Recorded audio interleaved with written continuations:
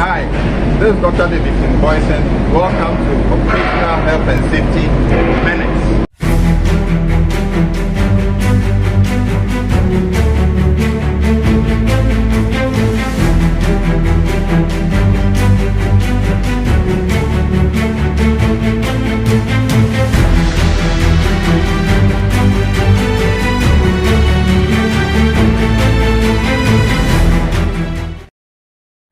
Hi, welcome to Occupational Health and Safety Minute.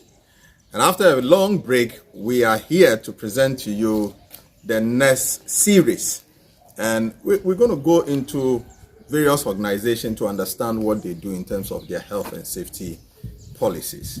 So you'll be seeing some acts, some videos illustrating what some organizations are doing, the top tier organization, what they are doing to curb issues related to incidents and accidents.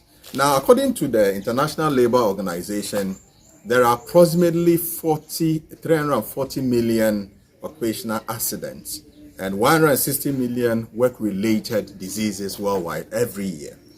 And this is a serious issue.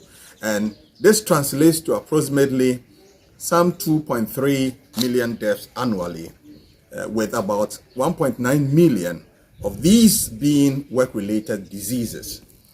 Additionally, 317 million accidents occur on the job each year, resulting in extended absence from work.